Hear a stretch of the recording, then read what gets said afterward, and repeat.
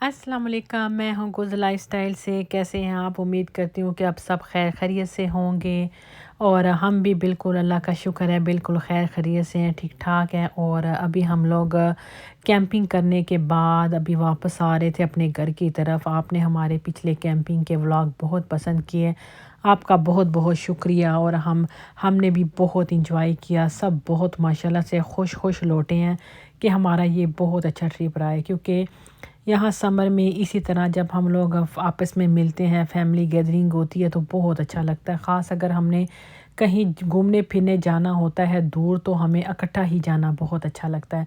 और मेरे बच्चे तो ख़ास अकेले बिल्कुल भी कहीं जाने के लिए खुश नहीं होते हैं। जब तक सब फैमिली के बच्चे तैयार ना हो ना तो वो तो बिल्कुल भी इंजॉय ही नहीं करते हैं। इसीलिए आपने मुझे देखा होगा कि मेरे व्लॉग में आपको हमेशा मैं अकेली बहुत कम-कम नज़र आती हूँ। बहुत मजबूरी हो जाती है कि अगर मुझे आपके लिए व्लॉग तैयार करना होता है तो बहनें कोई हर एक का ज़ाहिर है अपना-अपना स्केड्यूल होता है, कोई काम में बिज़ी है, कोई बच्चों की यूनिवर्सिटीज़ की वजह से बिज़ी है, किसी का क्या मसला होता है, किसी के हस्बैंड की जॉब होती है तो वो अक्सर रह जाता है प्रोग्राम।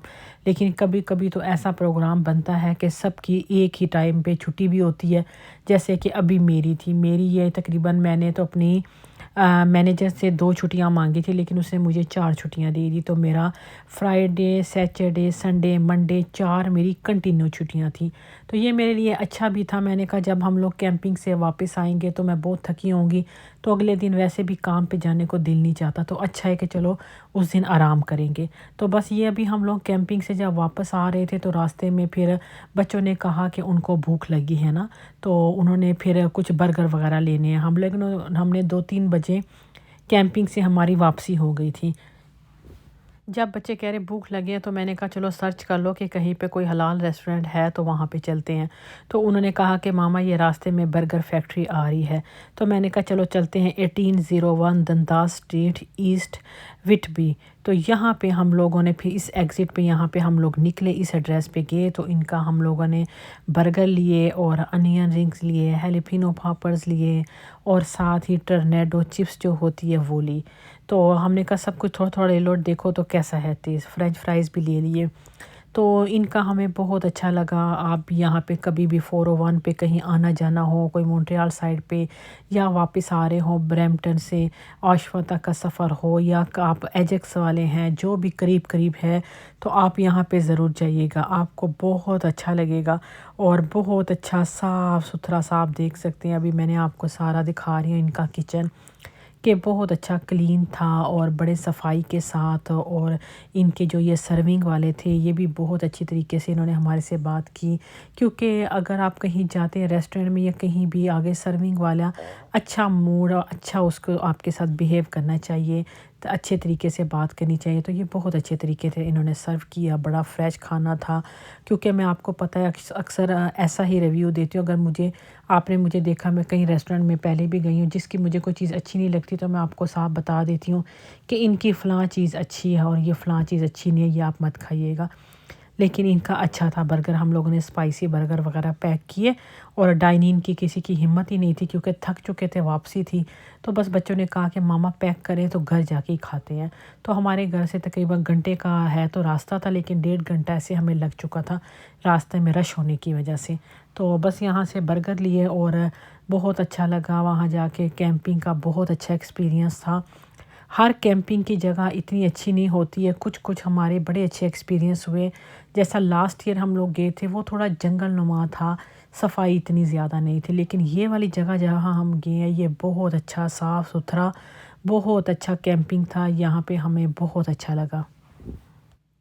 और ये जो है ये ओशवा में था, डार्लिंगटन प्रोविंशियल पार्क।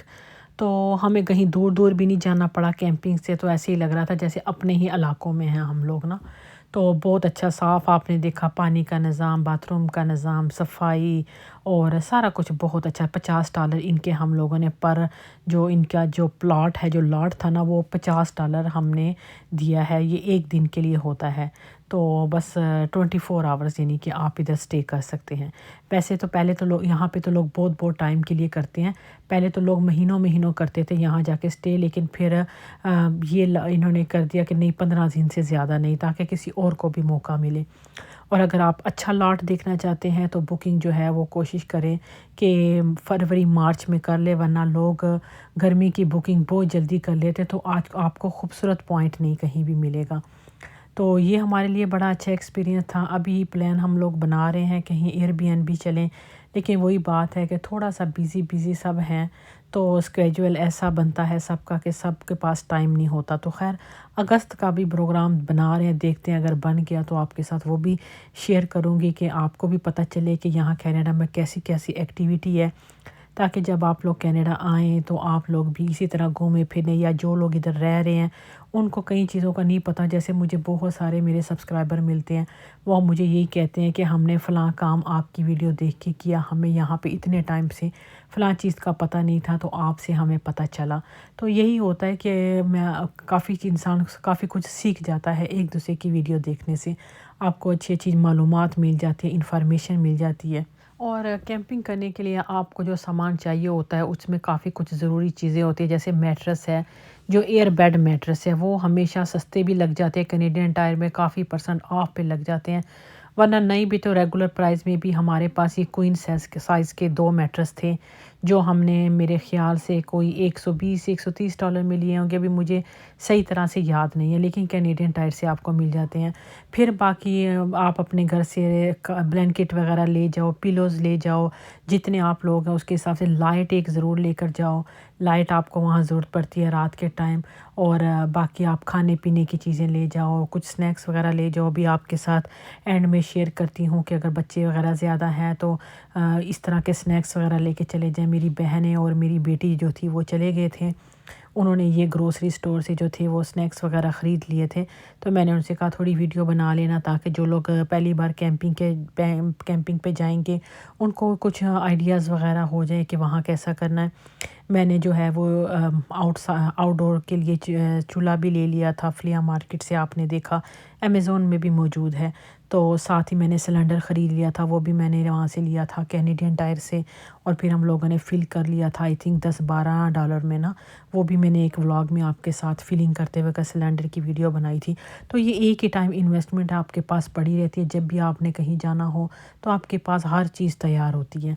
تو یہاں پہ بچوں نے یہ آپ نے دیکھا تھا کیمپنگ میں ہاٹ ڈاگ انہوں نے لیے، ہاٹ ڈاگ کے لیے پھر انہوں نے بن وغیرہ لے لیے، کیونکہ جیسے ہم لوگ وہاں گئے تو کھانے میں ابھی ٹائم ہوتا ہے نا، تربوز لے کر چلے گئے تھے، کھانے میں ٹائم ہوتا ہے تو پھر اسی لیے چھوٹی چھوٹی چیزیں لے جاؤ تو چلو بچوں کو بھوک بھی لگتی ہے تو وقتاً فوقتاً بچے کھا لیتے ہیں۔